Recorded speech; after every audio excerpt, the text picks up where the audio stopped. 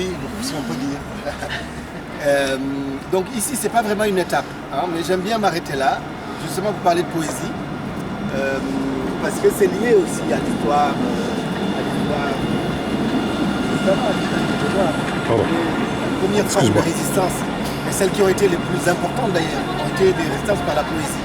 Cette façon finalement de transcender son quotidien, de surmonter son quotidien à travers le chant, à travers la musique. C'est quelque chose que les esclaves ont toujours fait.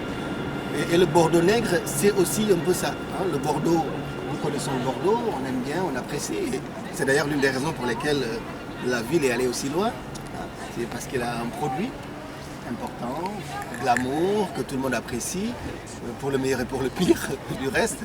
Mais le produit, le vin est très important dans cette histoire-là, puisque c'est à cause de ça que Bordeaux va exporter. Et puis il y a le mot nègre. Alors, le mot nègre, bon, il peut paraître péjoratif, et il l'est, dans la bouche de celui qui le dit, ou bien de celui qui l'entend, ça dépend du contexte.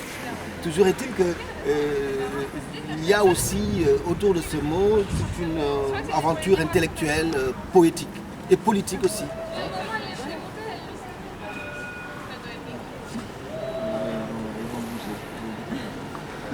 Et donc, nègre est bien sûr péjoratif. En tout cas, à l'origine, c'est un mot qui sert à désigner des gens qui sont des bêtes de somme, on peut en faire ce qu'on veut, qu'on méprise et qu'on peut encore utiliser sous une forme effectivement péjorative, raciste, stigmatisante, discriminante. Et il y a l'envers de ce mot, c'est un mouvement intellectuel, donc ce que je disais tout à l'heure, qu'on appelle la négritude. C'est un mouvement important qui est mené en France par trois hommes qui sont Léopold Sédar Senghor, l'ancien président sénégalais, Aimé Césaire, donc ancien député maire de Fort-de-France, et le Guyanais Léon Gontran Damas. Donc c'est eux qui lancent le mouvement de la négritude dans les années 20-30 à Paris. Ce mouvement s'inspire d'un mouvement aussi poétique américain, New York, qui s'appelle Harlem Renaissance. Claude McKay, Countee Cullen, James Baldwin, James Wright. Donc c'est eux qui ont d'ailleurs pour beaucoup sont venus aussi à Paris à un certain moment, parce que Paris était un endroit de liberté, entre guillemets, pour les Noirs américains. Ce qu'ils n'avaient pas le droit de faire. Les grands noms du jazz, par exemple américain, n'avaient pas le droit en Amérique, à New York, de rentrer dans les mêmes toilettes que les Blancs. En France, ils pouvaient le faire. Voilà. Donc beaucoup sont venus là. Donc cette culture noire américaine a influencé ce mouvement de la négritude. Et c'est un mouvement qui est d'abord passé par la poésie et qui ensuite va avoir un aboutissement politique.